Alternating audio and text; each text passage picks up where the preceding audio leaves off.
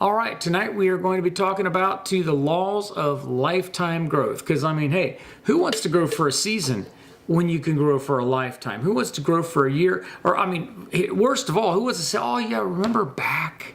Remember back when we made really good money? Or remember back when life was really going well? Remember back when our marriage was great? Who wants that? Man, I want, remember how it got better and better and better and better and better and better? That's what we want. And so tonight we want to talk about a lifetime of growth. You know, a lifetime of growth spiritually, family, personally, and in your business. I mean, that's what it's about. A life that just continues to bloom and blossom and grow and prosper. So, law one in doing this is always make your future bigger than your past.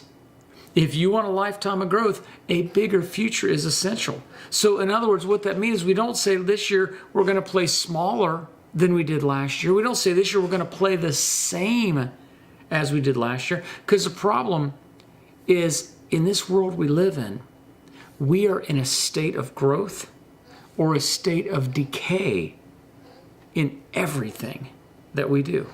In everything. There is no such thing as status quo. There is no such thing as the same. There can be slow growth and slow fade, rapid growth or rapid fade, but there is no such thing as the same. The past is useful because it's rich with experiences that are worth thinking about in new ways. All of these experiences we can use as raw material for creating a bigger future. So we don't want to romanticize the past and try to live in the past. We want to use the past. We want to learn from the past in order to create a more powerful, a bigger future. So use your past to continually create a bigger future. And what will happen is you'll start to separate yourself from situations, relationships, and activities that can trap you in the past. Now, I want to chat about this for a second because, I mean, here's the thing.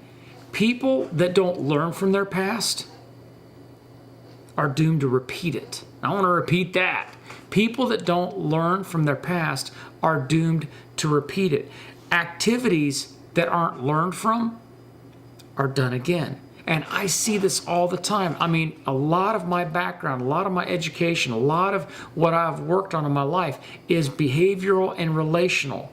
And I see people that they have a certain behavior and it gets them in trouble. And so what do? They pay the price, but they don't change the behavior. And so what happens? They get in it again. I see people that get into relationships that are destructive. And when they finally do get out of that relationship, you know what they find? Another relationship that's destructive. And when they get out of that one, you know what they find? Another relationship that's destructive because they didn't learn from their past. And if you don't learn from your past and you don't work to create a bigger future, you will repeat your past. In fact, one of the things that I tell folks is if you don't pass the class, you get to take it again. And again, and again. In fact, it's not like our public school system where, you know what? You didn't really pass the second grade, but we're going to push you forward anyway. We're going to push you forward anyway. Life doesn't work that way. God certainly doesn't work that way. If you don't pass the class, you get to take it again and again and again and again. And you can take that class for the rest of your life and never move forward. Or you can take the class once, learn from it, and be propelled forward. Don't let your past be a trap because you fail to change. Use your past to continually create a bigger future.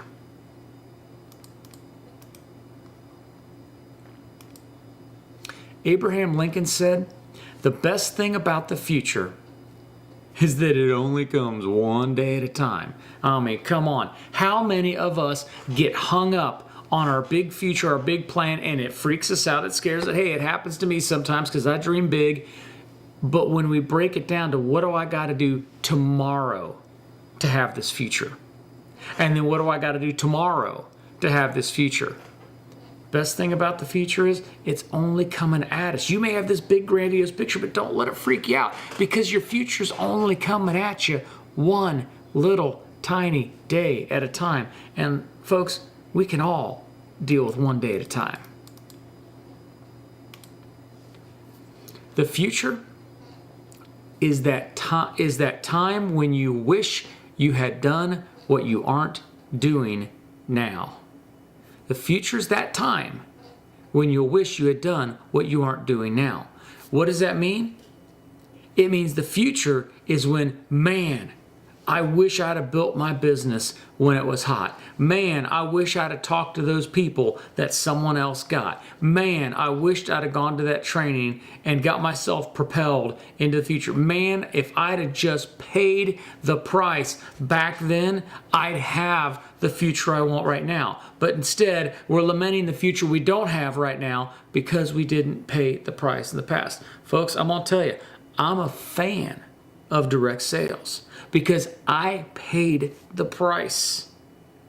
I worked my butt off. I didn't listen to the whiners. I only listened to the winners. I didn't listen to the naysayers. I only listened to the people that had what I wanted. And I paid the price and I worked my butt off. And as a result, I've enjoyed the fruits of my labor, and I'm living in a future that is lovely, that is delightful, that is wonderful for my family, because we did the things that we're not lamenting right now that we didn't do, because we did them. And you need to do them too, because we are on the move and this company is making things happen. And this is the time you need to be doing it.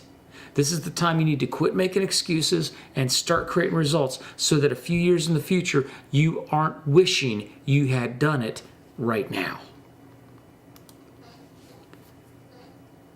We can't undo the past. Can't undo what we didn't do or did do in the past, but we can shape the future. And how do we shape the future? We shape the future in the here and now. You see, wage earners don't get very far because wage earners think about, what am I doing now and what am I getting now? And what you can do and get at the same time ain't much. But if you want to shape your future, if you understand that what you do now defines a year, 2, 3, 4, 5 years from now, what you do now sets you up for the back end.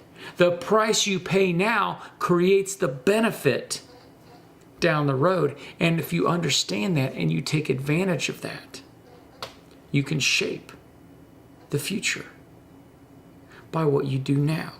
You can't undo the past. Don't worry about what you didn't do or did do in the past. Focus on what you can do right now to create the future that you want. Our past mistakes, and we've all made them, have real consequences that we must address. Being treated unfairly leaves us with pain that we must process through.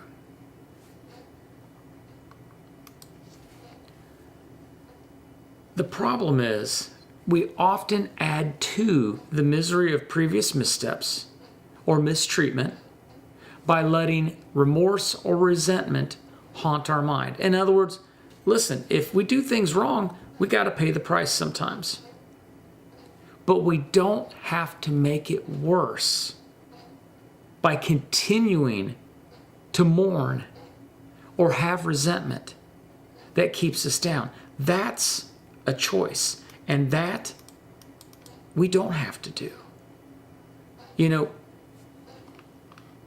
I look at my past and I look at the missteps I've made. I've done a lot of things right, but I've made a lot of mistakes.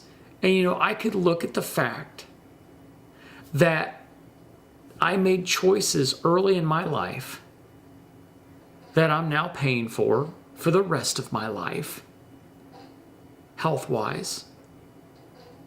Ate like a fool, paid a price.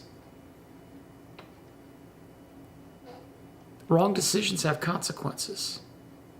But remorse, resentment should not be one of them. We have to learn how to let it go and move it forward.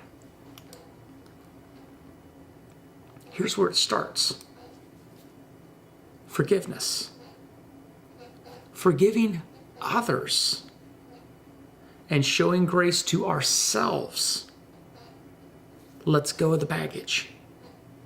It lets go of the baggage of the past and frees us to work toward a brighter future. So what does this mean? We have to forgive those that have transgressed against us. But we have to forgive ourselves for the transgressions we've created ourselves. If you've made some mistakes in the past, guess what? Welcome to the human race. Let it go. Has someone done something to you? By all means, let it go. Forgive others. Show grace to ourselves. Put down the bags and walk away. Because that and that alone allows us to start moving towards a brighter future. You want 2016 to be the best year of your life? Man, listen, a year ago, I was talking about making 2015 the greatest year of your life. How many of you did it? Because the last time I checked, we got 2 months left and this one is in the books. Can you believe that? In the books. Done. Over.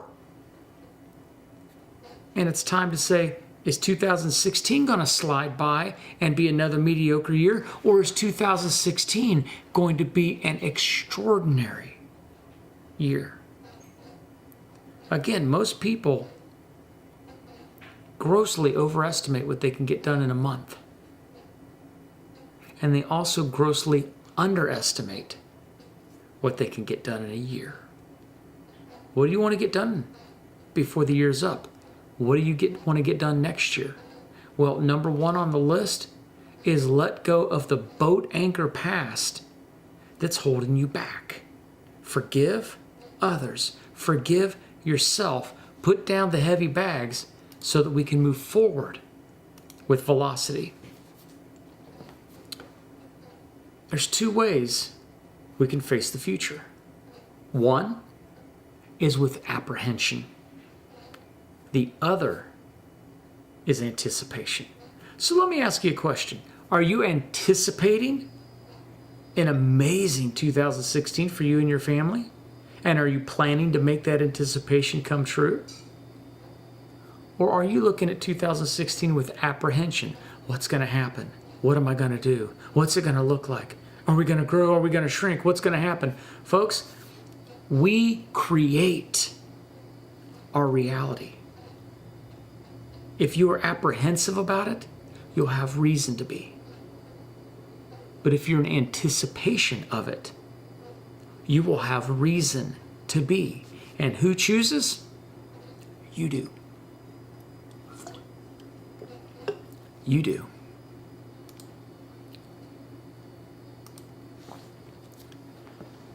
Alvin Dark, a former Major League Baseball manager, used to say, there's no such thing as taking a pitcher out. There's only bringing another pitcher in. In other words, don't look back at the bad pitches, the walk runners, the mistakes, the errors of the past. Instead, focus on the next pitch and how to get out the next batter until the last out of the final inning. The only thing that matters is that next pitch. This mindset is crucial not only to effective sports management, but to effective life management as well. In our art, our business, it doesn't matter how many errors have been made. It doesn't matter how many walks we've had. What matters is the next pitch. And that next pitch, instead of throwing a ball, is the next prospect. It's the next presentation. It's the next follow-up call. It's the next action step that puts points on the board. In a ball game, you want to put points on the board. In the game of work, you want to put points on the board. And so don't worry about the prospect that you just completely blew it. Focus on the next one that you're going to knock over the fence. The next pitch, the next pitch, the next pitch, until the final inning and the game of the day is over. And then you get up tomorrow and you start again. He's talking about baseball. I'm talking about business. But what we're talking about is the same thing. Are you focusing on all the missed opportunities? Or are you focusing on all the opportunities that are at your feet and in front of you? The missed stuff doesn't matter. Champions focus on the future. Champions focus on the next pitch, the next game, the next opportunity. Be a champion.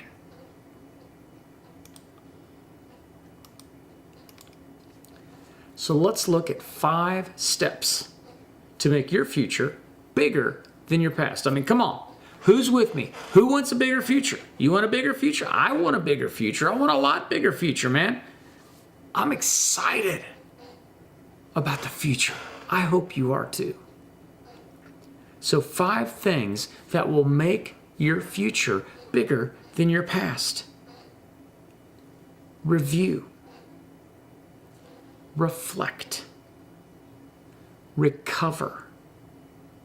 Rearrange. Recharge.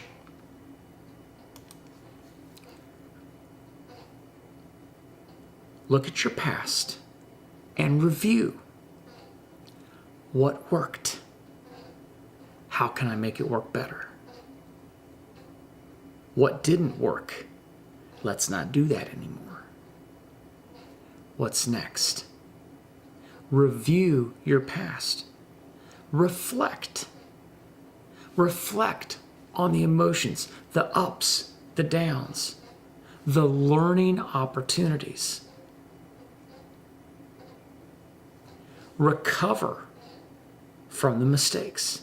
Recover from the walks. The person that you threw the ball and they hit it over the fence instead of striking them out, that's okay.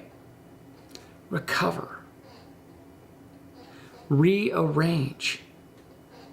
I'm rearranging right now because I want a bigger future.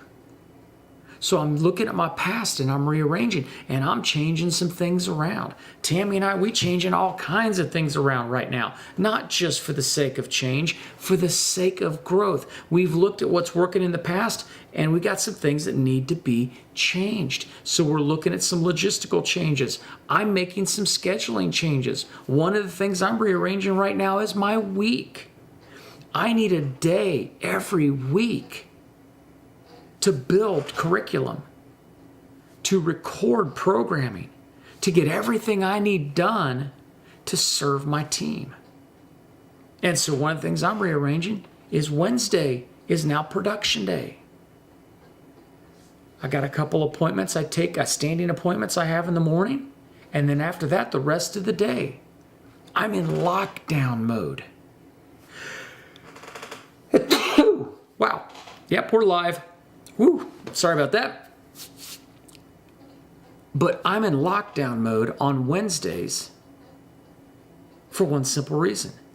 I can't afford to be affected when I'm creating what I'm going to teach, what I'm going to record, what I'm going to build for my seminars, for my shows, for all the different things that I do for my team. And so on Wednesdays, I go into lockdown mode. What that means is I reviewed what wasn't working and reflected on it. And you know what I found out? I was losing time by taking tough phone calls that were necessary, but still took me out of the mindset of what I needed to be to make these videos. And then the opportunity was lost. How many of you have lost an opportunity because a phone call that you weren't ready for took you out? Or a conversation that you didn't need to have right now took you out. So what am I doing? I reflected And I recovered and said, I got to make some changes because I'm not bulletproof. I don't have an S on my chest that just means if I get the wrong phone call at the right time, I'm just going to, everything's good anyway. And so I rearranged.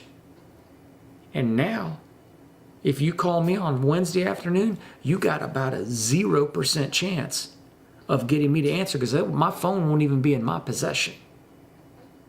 Because I'm going into lockdown mode because I need to be efficient with my time. So Wednesday's production day. So for those of you that I work with on a daily basis, good luck getting me on Wednesday because I'm in lockdown mode because I need to get my stuff done so I can serve the team. What do you need to rearrange in your life, in your business, that you can review what's working, what's not working, reflect, recover, and change it? And fix it and rearrange it. Maybe what some of you need to review, reflect, recover, and rearrange is taking calls whenever they come in instead of when you're ready to take them and getting taken out by negative nannies or things that maybe are necessary but are negative, and then it blows your deal right before you go into a presentation because you took that call on the way. Maybe you need to rearrange. I know I did, and so I did. And then number 5, recharge. You have to refresh. You have to recharge. One of the things that Tammy and I did, quite honestly, just sharing a little bit from my own experience with, because I'm in this right now. John Maxwell says a good leader teaches where they are, not where they came from a year ago or 10 years ago, but where they are. That's cutting edge. So one of the things that Tammy and I did is we went on our annual business meeting. We have an executive retreat just like every business should. And we reviewed, we reflected, we recovered and rearranged. And one of the things that we talked about is recharging more often. That in the future, we're going to take more breaks more often. Now, who put their hand up in the air for more breaks more often? Well, all I had to do was ask the boss. And I was open to it. And so we're going to recharge more often because when we review, when we get beat down, we need to get up, we need to refresh, and we need to go again. And so we make sure that when we rearrange, we make sure there's time for recharge. So make sure that you've wrote down this process because this is 5 steps that can absolutely make your future bigger than your past. Now, let's look at law number 2. Law number 2 says, always make your contribution bigger than your reward. You know, one of the things that I see that kills businesses is they suck the life out of their business because they want a reward that's as big or bigger than their contribution. In fact, I was consulting with somebody recently. And during this consultation, they were talking about how they reward themselves. And so I said, you're taking a salary, but you want to motivate yourself to do more even though you're on salary. I said, that's easy. I said, you take your salary, and at the end of the quarter, you look at the profitability of your company. How much more did you grow? And you take a percentage of it. Not the whole thing, a percentage of it. You don't give yourself a raise, you take a percentage of the growth. It's your reward, but you don't take the whole thing for what you contributed, you take a portion. Then at the end of the year, if you've consistently been able to give yourself a reward, then you bump up your salary and you go again. But law number 2 says your contribution has to be bigger than your reward. So in business as in life, increased contribution to others is essential for lifetime growth. Increased contribution to others is essential for lifetime growth. If you want to grow a business, you have to invest in others. Because as you've heard me say a million times, any dream worth achieving is going to require a team. Anything you can achieve on your own is playing small. It's playing small because it only needs you to get it. That's a small dream. But if it only needs you to get it, nobody else benefited when you got yours. And that is truly playing small. If you get your dream, it should be because other people are getting theirs. One of the things that I love about the business that we are in is watching people that pay their dues and contribute to others themselves, watching them get their dreams. It has been fun over the years to watch people get new cars that they worked hard for, to get new homes, to relocate to other parts of the country where they'd rather be, to be able to travel, to be able to give back because they now have excess. One of the biggest privileges of leadership is understanding this principle, this law, that you got to give more than you take, because when you give more than you take and that replicates, it creates a ripple effect and people get their dreams. And as a result of that, you also get yours.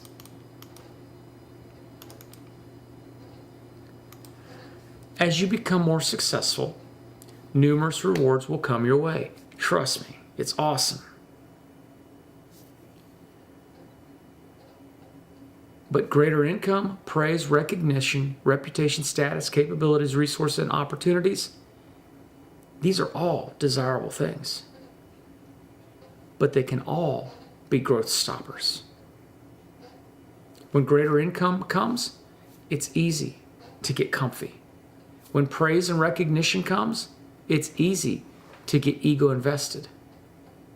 All of these things are desirable, but all of these things can be disabling if you allow them to be. They may tempt you to become fixated on just the rewards rather than focusing on making still greater contributions. You know, Tammy and I, we worked our tails off in our business for quite a few years, and then we took a much deserved break. But I'll tell you, what pulled us back into the game, what allowed us to take it to an even higher level by starting a second company, Excellence Performance Coaching. What allowed us to do that was not as much we want more money as we wanted to be in contribution and make a difference. Now, believe it or not, listen, I'm telling you, you get to a place when you create wealth that the driving force that takes you to the next level is not more wealth, even though you want it. Because the thing is, you have enough wealth to be comfortable, to be happy, to be content. But what drives you to go to the next level is not just the fact that you want to go to the next level, but you truly want to take other people there. And your actions will show that because of the effort you put forth, the people you work with, the things that you do that don't even necessarily have a direct payoff today or anywhere in the near future, but you do it anyway because you're working your tail off to contribute to other people's success. And when we came back off our hiatus, it was exciting to promote our first gold and our first ruby and create more silvers and create more golds and create. That is the rewarding part. But what keeps you from being fixated on just the money or just the rewards is the focus on making a bigger difference in the world. The one way to guarantee that rewards will continually increase is to not think too much about it. Instead, continue making an even more significant contribution by helping others eliminate their dangers, capture their opportunities, and maximize their strengths. Now, I'm just going to give you just a little bit of a heart moment, if you will, because what I'm teaching tonight, I teach a lot of stuff. And we put a lot of thought into what we bring to you. And I just want you to understand that what we're teaching tonight and next week is huge. Because most people get to about $70, $80, $90, $100,000 a year, and they get fat and happy, and they stop dead in their tracks. I see it all the time. Why? Because in the United States, the average family makes about half that. Average median family income is about 45, 50 grand a year. So people get 70, 80, 90, $100,000. They've got discretionary income. But because they're still internally focused on only their needs, they have enough, and they deny themselves what could have been an even greater life if they made it not about them, but about those that they serve. It's not about working harder, folks. It's about working smarter for a cause. Take somebody with you. Take somebodies with you. Take lots of somebodies with you. And so one of the things that I do personally is I don't focus on the bottom line. I have people that focus on the bottom line. I have a team that their job is to make sure the P&L is where it's supposed to be, because we are running a business and it does have to be profitable, and we do have to watch expenses, and we do have to do all that. But that's not my job. I don't focus on how much money went in the bank this week, how much it was profit, how much it was lost. That's not my job. My job is measured by how much of a difference did I make in my clients' lives, how much change was created in the lives of the people that I coach, how much change was created in the people in my organization, how much change was created in the lives that I interact with. Dollars, cents, but more so relationship and personal growth and leadership. How much did the needle move? That is my currency. Now, I'm not Mother Teresa, and I do like money, and I do like toys, and I like that stuff, and there's nothing wrong with that. The difference is that is not my focus. That is a reward because I'm focused on making a difference in people's lives, and that is my currency. And if you make making a difference in people's lives your currency, the other paper currency won't be a problem, because when you create value, you always get value. But when it's all about you and your money, you will get fat and happy way before you reach your financial potential, and you will stop dead in your tracks because it's not about anybody else but yourself. But if it's about others and it's about taking someone with you, you will be able to push far past your own ability to earn for you,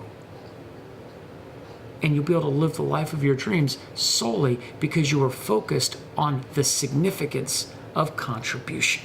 Think about that. It is a game changer. Greater rewards will automatically result from this principle, and your future will continue to be filled with increasingly rewarding ways to contribute. What happens is, as you grow others, more opportunity comes into your life, and it's not always money. Maybe it's an opportunity to help in a different way, or be introduced to a person that can elevate you to a different level, a different position of influence where you can do even more. I mean, just a perfect example of this principle right here is, think back to the days when Oprah Winfrey was in her prime on her television show. She brought this doctor on once in a while and had him do a segment. And she took an interest in this doctor and his desire to contribute, and his desire to tell the truth, and his desire to get the right message to the people to improve their health. And she began to mentor this man named Dr. Oz. And Dr. Oz became the most influential, and is the most influential doctor, arguably, in the world. You cannot go into a grocery store and go through a checkout line with seeing his picture on something, probably some things. His show is watched by millions and millions of people around the world. He's been attacked by big pharma and big food, which tells me he's on the right track and he's overcome. Think about the life this man must lead, the lifestyle that he has the opportunity to have, because doors opened for him, because he looked for new ways to contribute. And then he's, with his charity, got connected to Dr. Wentz, and now he's connected with USANA. Greater rewards will automatically result when you are in contribution. Your future. You'll have things come out of nowhere into your future and opportunities that will drop in your lap when you contribute. But the big thing for me is, again, you will push far past your ability to earn when it's not about earning. I want to say this again because there could be a life on this show changed tonight, right here, when you realize that you could live the life of your dreams and beyond, when your life is not about earning, but your life is about contributing, because what you'll earn will far surpass anything you could earn if it was all about the money. Think about that.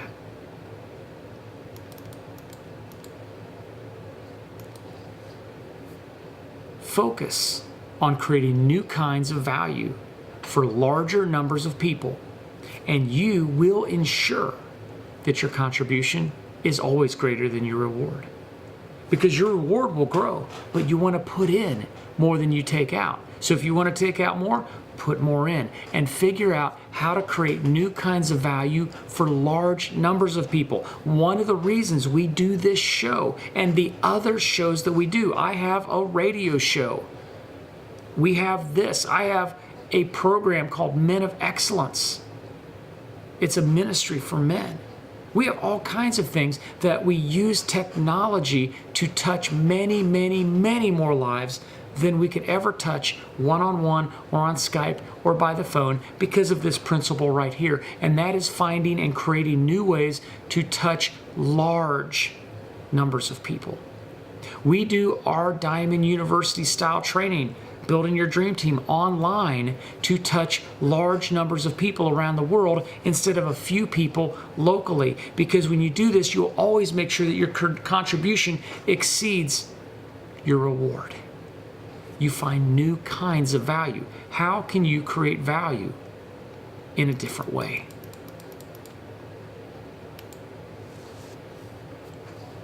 Two steps to make your contribution bigger than your reward.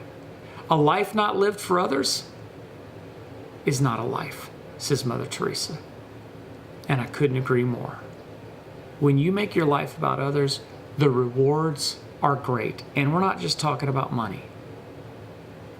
I've had the privilege of working with people in relationships, family, marriage.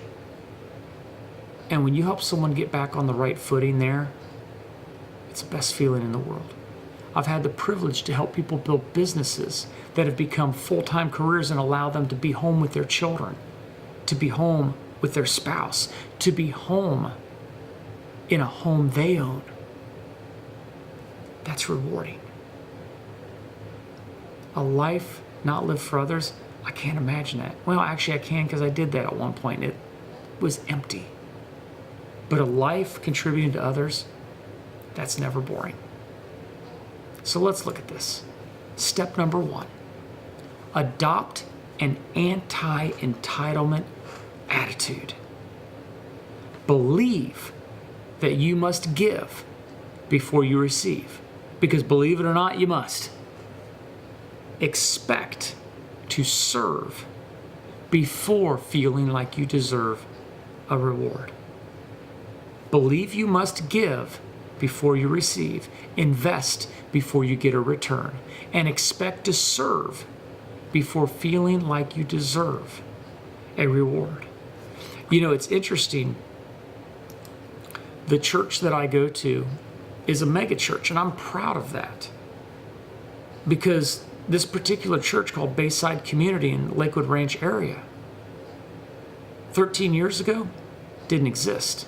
It was no church. And it started in a school. And it's now 5 campuses. And at the main campus, we run about 7,000 people. That's about 180 small groups that all meet at the same service. But one of the things that I really admire about the staff at Bayside and the way they do things is that a lot of the paid pastors, and you can imagine in a church that size, the staff is enormous because as a rule in a church, you need one pastor for about every 150 to 200 people. Do the math. That's a lot of pastors. Many, if not most, of the people that are on the payroll at this church served in volunteer positions, many for years before they got a paid position. Many of them went to school to get a necessary education on their nickel and on their time, still volunteering before they got a position. Because they create an expectation that you must expect to serve before you get a reward, that you must give before you receive. And that's rule number 1, is you must adapt an anti-entitlement attitude. So if you ever notice that I have a little bit of an attitude towards entitlement mentality people, here's why. Because they're never going to get anywhere. And they're only going to take people down with them. And so I don't have much tolerance for it. Because if you want to be in a place of abundance, you must first be abundant. Determine success by the seeds you sow rather than the harvest you reap. Now pay attention. This is more good stuff here. This is good, meaty stuff here, folks. Determine your success by the seeds you sow rather than the harvest you reap. It's not how many packs did I sign. It's not how many customers bought. It's how many people did I bless with an opportunity, a product, or a smile. Each morning, ask yourself, who can I add value to, and how much value can I add? Every morning, how many people can you bless? Have you put a love note on your kid's door today, or your wife's computer? Have you texted your team and told them how much you appreciate them this week? Every day, add value to as many people as you can. Rule number 2, be the first to help. You can have everything in life you want, says Zig Ziglar, if you will just help enough other people get what they want. And we are in an industry that epitomizes this more than just about any other industry out there. You can have everything in life you want if you'll just help enough other people get what they want. But the focus determines the level. If you're only helping to get, it's not going to happen near as fast as if you're helping to help. Then you'll get. Next week, we're going to pick up on Law 3, and we're going to continue this discussion. I hope that tonight we've really just opened your eyes to the power of investing in others. The rewards are great, not just financially, but knowing you made a difference in somebody else's life. It's off the chain. But let's face it too, the financial rewards are great. When you help others, you get help. When you create value, you get value. So my question to you is over this week, who will you help with your business? But more than that, who will you help spiritually? Who can you pray for this week? Who can you lift up? Who can you call and say, I was thinking about you? What can you do for your kids or grandkids this week to let them know you love them and you care? What can you do for your spouse, your boyfriend, your girlfriend? What can you do for yourself this week to lift yourself up? What can you forgive yourself of? Who can you forgive? And what can you do in your business to create value for your clients and your teammates? Because when this becomes your focus, your life will unfold like a fairy tale. If it's all about you, it's going to be a short story. But when it's all about them, not only are you part of the fairy tale, but you get to live the fairy tale. Till next time, I'm your host, Tony Dom, and rev up your business and rev up your life. God bless, and we'll see you next time.